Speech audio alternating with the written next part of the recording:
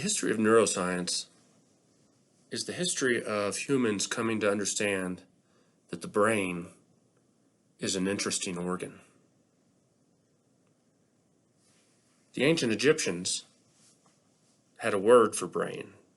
It's the first evidence we have of written evidence, that is, of someone recognizing that the brain is important.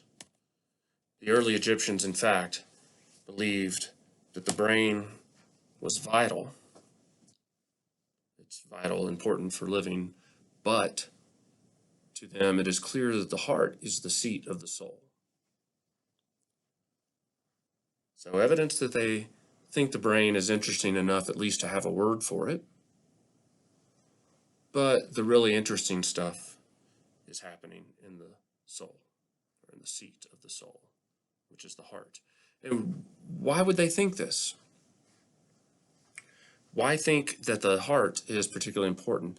Well, it seems pretty obvious if you put yourself in their perspective, I think. For them, you think perhaps you stab someone with a sword.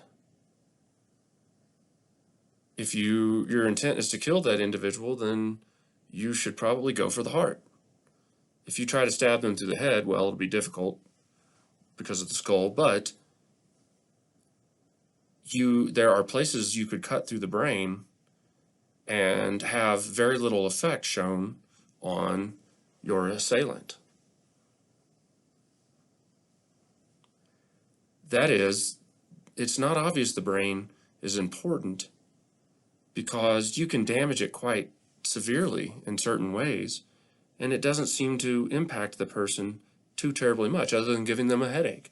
If we think back to introductory psychology, where you would have talked about Phineas Gage, here is a gentleman who had a tamping rod blow right through his ventromedial prefrontal cortex, into the bottom of the brain and out the top of the brain.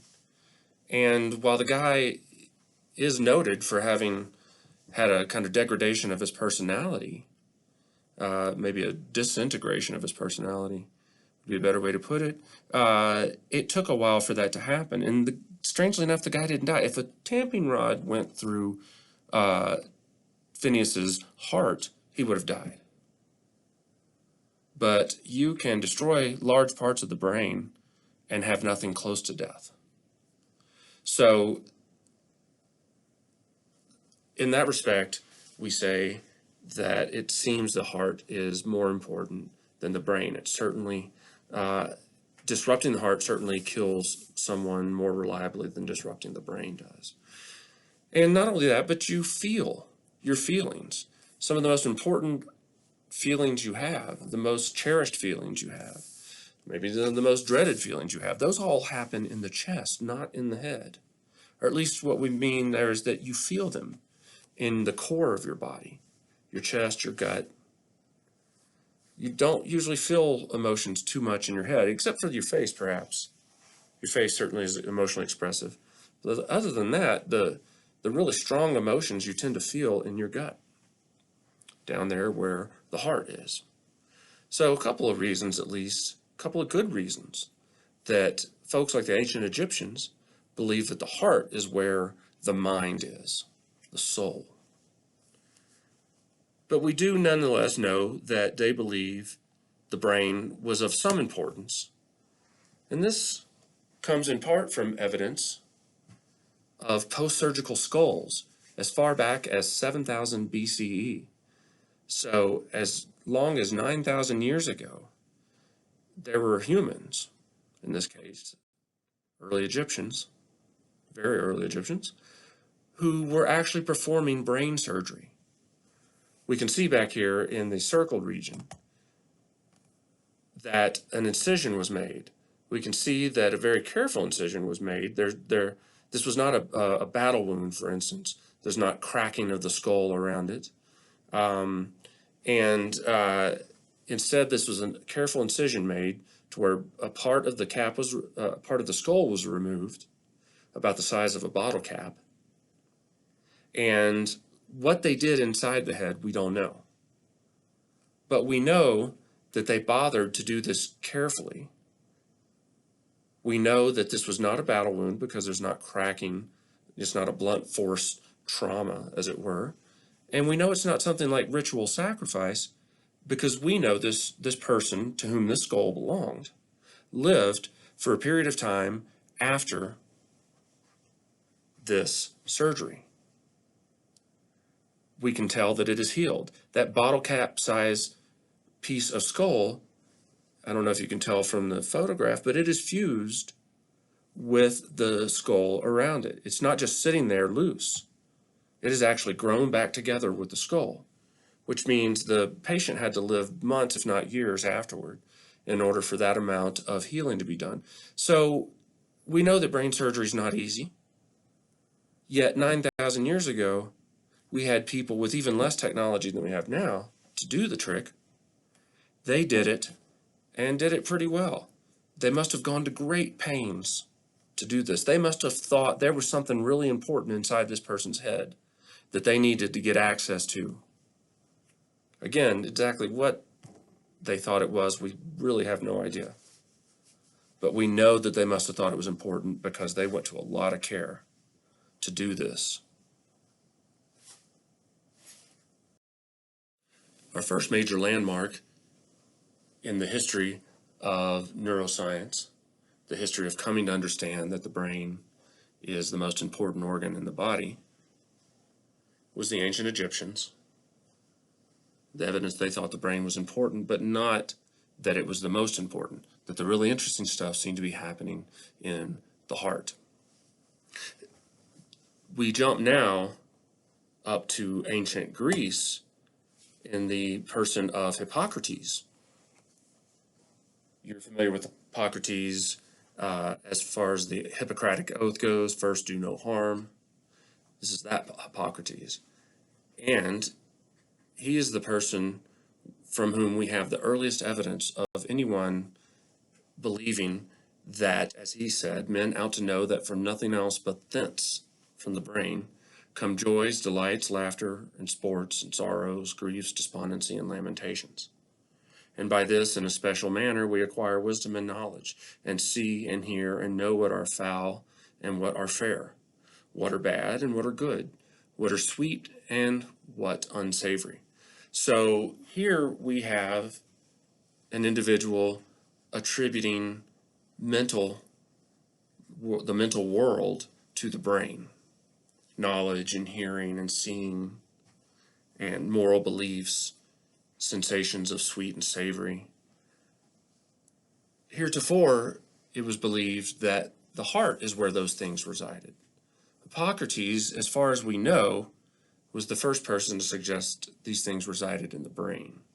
I say as far as we know because not all writings from all individuals over the history of humanity have survived. It's certainly possible that that text that was destroyed had written, that individuals before Hippocrates had written such things down, but we certainly don't have any evidence of that. So it takes around the 4th century BCE in order for us to come up with evidence of someone believing the brain was important for the soul, for the mind, for the essence of who we are. To further demonstrate how non-intuitive this is, what a great leap of intuition it takes to get to where Hippocrates got to, we can look at one of the smartest people that ever walked the face of the earth in the form of Aristotle.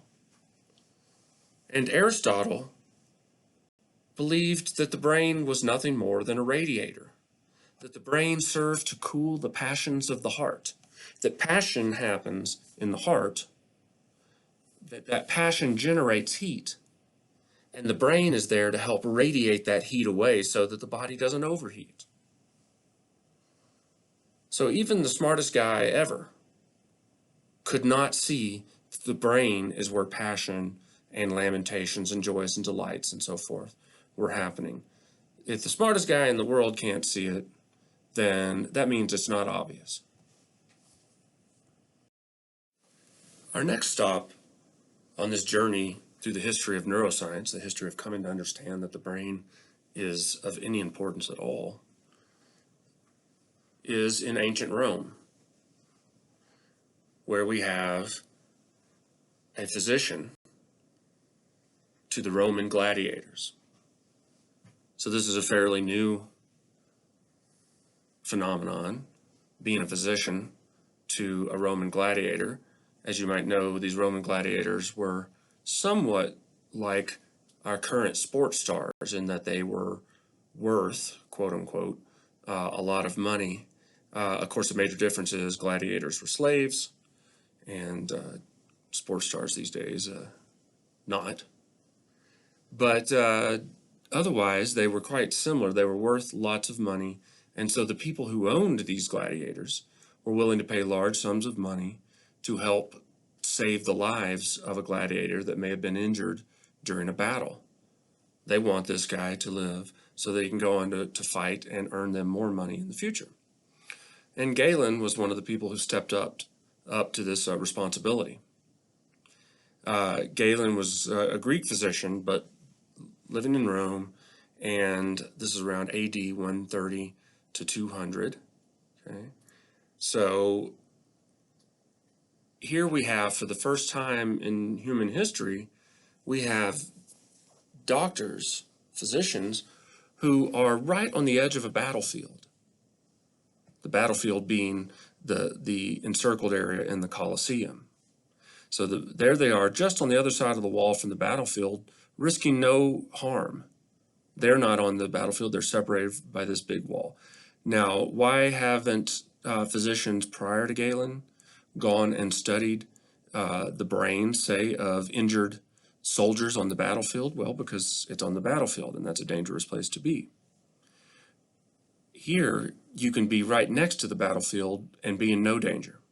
And that's where Galen stood and waited for gladiators to be carried out or helped out from the battlefield into a chamber where he could see them, help heal them. And occasionally you're going to have a guy who has a battle axe implanted in his head, and maybe the skull is cracked and you can see part of the brain. So here's Galen, one of the first people in the history of humanity to be able to look systematically and carefully at parts of the brain. Okay. Before this, it would have been somebody who had had an accident or something and maybe didn't live long because of that accident. And Galen found himself to be in this rare and unique situation. So he was the first person to be able to really kind of see human brains systematically. However, let's say the gladiator died. It was not acceptable, socially or otherwise, at this time to dissect human bodies. So Galen was unable to look at the human brain except for how he might have been able to peer in through a cracked skull. Once that person had died, he was not allowed to examine the brain or any other part of the body for that matter. It was acceptable by this time, however, to dissect the bodies of non-human animals. And Galen chose the sheep brain as his model for dissection. Sheep brains, in many ways, are very similar to human brains. The temporal lobes are much, much smaller in sheep brains than they are in human brains, but otherwise, things look pretty similar, as you can see from the image on the bottom right. Now, Galen chose sheeps as his subject for dissection, and he, as such, was the first person to systematically observe any kind of brain. And he was the first person to go and observe qualities of that brain and try and make inferences about what the functions of the brain would be. And one of the things that Galen noticed was that the brain can be divided into the cerebrum and the cerebellum. The cerebrum being the large part here, the cerebellum meaning little cerebrum, tucked behind it. And he noticed that these two different brain regions had different textures. One was quite soft namely the cerebrum. But the cerebellum was relatively hard. The cerebrum is so soft that if you were to take it straight out of the head and place it on a table, it would almost fall apart under its own weight. It's like Jello, but not, it falls apart fairly easily. It's very soft. Cerebellum, on the other hand, is a little tougher and holds its shape a little more on its own. So it turns out that it's really not important to how the brain functions that the cerebrum is soft and the cerebellum is hard. But that's not important in our discussion of Galen. What's important is Galen was the first person to even notice this and to then try and make inferences about what the cerebrum is doing as compared to what the cerebellum was doing. And he settled on the conclusion that the cerebrum must be important for sensorial imprinting, for sensation and perception, whereas the cerebellum, being harder, must be important for movement. The harder structure needs to be able to suffer the movement itself. The softer cerebrum needs to be soft in order for sensation to occur. So let's think about why Galen would have come to this conclusion. In particular, why would a soft cerebrum be important for sensation and perception? Well, the prevailing theory of perception at the time was that the way that we perceive an object is by having the sense organ adopt the shape of that object that we're looking at. So, for example, if I'm looking at a chair, then Galen and others in his time believed that an organ, in this case, he's hypothesizing it's the brain, and in fact, in particular, the cerebral part of the brain.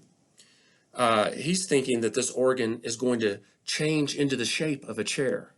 That the reason we can see a chair is because our brain can change into the shape of a chair. That's what it means to perceive that chair. And if it's a rock, then our brain is changing into the shape of that rock. If it's a house, our brain is changing into the shape of that house, etc. And he reasoned that the cerebellum would not be good for this because it's tough and not very malleable. The cerebrum, on the other hand, is soft and is quite plastic. It can change its shape very easily. And therefore, it must be involved in the sensorial imprinting, in sensation and perception. And notice, why imprinting? Well, think about when you say someone made a good impression on you. This very language of saying an impression is coming from this history of belief that a sense organ had formed the impression or had an impression, kind of like if you imagine sticking your fist into a block of clay. It'll make an impression of your hand. That's what's happening with the sense organ. Okay. So this is what they believed, and Galen thought he had discovered something important. It turns out that in some ways he's kind of right. The cerebrum is particularly important for sensation and perception, and the cerebellum is particularly important for movement. But that has nothing to do with the fact that the cerebrum is soft and the cerebellum is hard. So you might say he was right for the wrong reasons, which I would say is just not being right. But the point is we're not talking about Galen in the history of neuroscience because he discovered some truth about brain function. We're discussing him because he's the first person that really even tried to do that. So he's worthy of note. Also of interest for Galen was the cerebrospinal fluid that he found at the very center of the brain, ventricular cerebrospinal fluid. In the very center of your brain are the left and right ventricles. And they contain cerebrospinal fluid, which is basically just salt water. Not actually a very interesting fluid. I mean, it depends on who you are and what your interests are. But for the most part, if you're a psychologist, you're not talking an awful lot about cerebrospinal fluid. However, Galen was ecstatic, presumably, when he found a fluid at the very center of the brain, because the prevailing view of the essence of life at his time was the view of the four humors.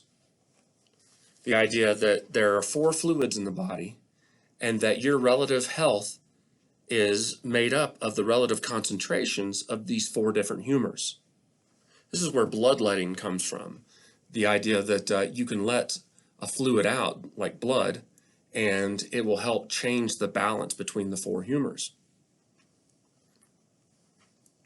So Galen opens up an organ that he's thinking might be particularly important organ, and what does he find at the center of it?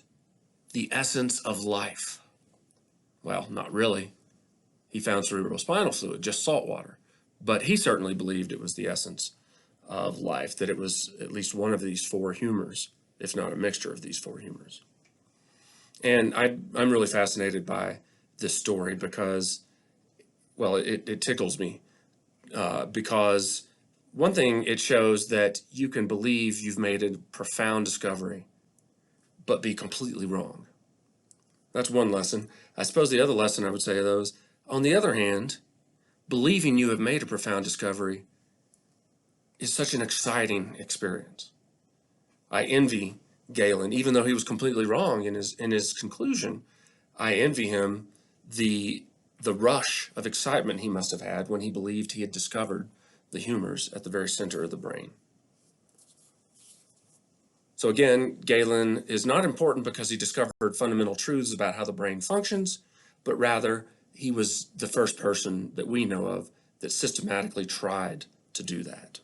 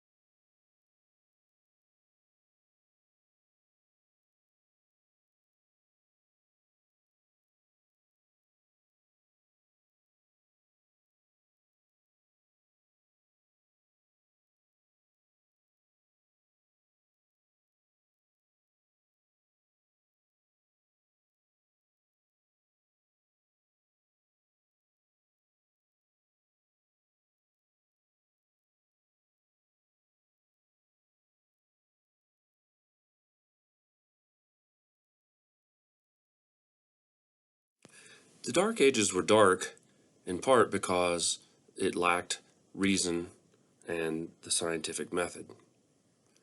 As such, we have no particular neuroscience to discuss during this period. So we jump from Galen in the late ages of the Roman Empire all the way up to the late Renaissance and to the Age of Enlightenment, where we find that the four humors are still the prevailing view from the time of Galen. What is different now in this Age of Enlightenment, say around the late 1600s, early 1700s, is the invention of hydraulics. And in particular, hydraulics have been used to do fascinating things like create bowing statues. Statue that when you stepped on a cobblestone, it would apply pressure to a hydraulic line, and the hydraulic line was hooked up to the torso of a statue. And that statue, the torso was on a hinge and a spring, so that when you stepped on the cobblestone, you unwittingly applied pressure to that hydraulic line, and it pushed the torso of the sculpture over in a way that made it look like the sculpture was bowing to you. Now, this doesn't seem that amazing to us in modern day, a day where we have advanced robotics and robots doing all kinds of crazy things. But back in the time of Rene Descartes, this was something else. Descartes is the guy you know of from the phrase, "I think, therefore I am." So he was a great Enlightenment thinker and mathematician who advanced the sciences to a great degree. And people like Descartes were observing these kind of mechanisms, such as the bowing statue. And you can imagine for somebody like Descartes to see a statue bow seemingly on its own. Again, you step on the cobblestone to apply the pressure, but you don't really realize that it's your stepping on the cobblestone that is causing the statue to bow. Instead, for someone like Descartes, there's going to be amazement that the statue is just bowed, and probably even some fear. Oh my gosh, the statue is alive. And no one had ever seen a statue do something in an animated way before this point in history. Okay. So the advancement of hydraulics using fluid to create mechanisms like bowing statues was consistent with the idea of the four humors. These hydraulics, and so Descartes looked at mechanisms such as the bowing statue and started to wonder whether some of human behavior itself could be explained in terms of mechanics. Now, as I say, this was consistent with the mechanistic universe that many people were espousing during this age of enlightenment. And this was the idea that if we look at the movement of the heavenly bodies, maybe instead of explaining the movement of those heavenly bodies as being moved by the hand of God, perhaps we can think of them as being a machine, a mechanism. And if they're a mechanism, the movement of these heavenly bodies can be predicted and understood. If the movements of the heavenly bodies are determined by the hand of God, well, God's mind is something that a human can't possibly know, and therefore there's no sense in us even exploring the heavenly bodies because they are in the realm of God. But if instead we think that they are a machine, much like a clock, in fact, cuckoo clocks were another invention of this time that were quite fascinating. The idea that this little bird could come out at the top of each hour and let you know what time it was, again, to us seems trite these days, but back in the age of enlightenment, this is the first time machines had been invented. And to see this little bird come out on a regular cue was probably quite astonishing to people back then. Very exciting. And so much like a clock works, maybe the movement of the heavenly bodies works that way as well. And so what thinkers like Descartes decided was that the universe is like a clock, and they still hold a place for God. God is the clock maker in this case. God has created the universe to operate based on physics. He has wound this clock up and now is sitting back and just letting it run on its own. And because it's running on its own, it's running according to a set of discoverable laws. We can come to understand the laws that make this universe operate. At the same time, we have Isaac Newton coming up with the laws of gravity and so forth. And so this was all part of this idea that maybe we can understand the universe rather than leaving it to the realm of God. So this mechanism got applied not only to the operation of the universe, but even to the operation of the human body. Descartes, by this time, is aware that there's the brain and that the brain is connected to the body by what we call nerves today. But for Descartes, these nerves were not conduits of electricity. Electricity had not yet been discovered. For him, they were hydraulic tubes, that the brain caused the movements of the body through hydraulic pressure asserted through these tubes, through what we call nerves today. And to that extent, we can understand the functioning of the body. Now, Descartes is a dualist, and he believes that that while the body is a mechanical device using hydraulics to operate, he believes nonetheless that the mind is supernatural, that it is not a machine, that it cannot be understood by the laws operating or governing the universe.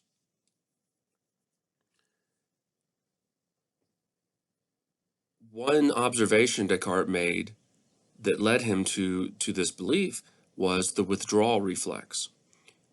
The withdrawal reflex happens when you burn yourself. If your hand comes too close to a flame, it will quickly withdraw. And what you may have noticed in that case is that your hand withdraws before you feel the pain. Usually your hand withdraws, and then it takes a good second or so before you say, ouch, this hurts. And Descartes noticed, well, the soul, for him, the soul is what is feeling the ouch. Okay? Yet the soul was not aware of the pain until a good second after the hand movement had occurred. In that case, the soul feeling the pain could not be the cause of the withdrawal reflex, because the withdrawal reflex came before the soul was aware of the pain. So Descartes reasoned that some human behaviors, namely reflexive human behaviors, might be explainable purely in terms of mechanism. Now, he's going to hold on to the belief that the more interesting behaviors, such as showing love or companionship to another person, higher reasoning, and emotions, that these things are faculties of the soul. The soul is non-physical for him, and therefore cannot be explained in terms of the laws of physics.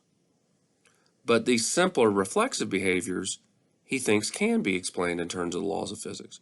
So it is for this reason that we take note of Descartes at this point. He's the first person to theorize that some human behaviors, even though not all, but some human behaviors can be explained in mechanical terms.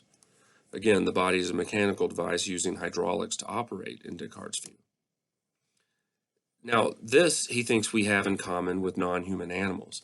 That is, non-human animals, he believes, act entirely reflexively, entirely in an automatic fashion. They are automata, in fact.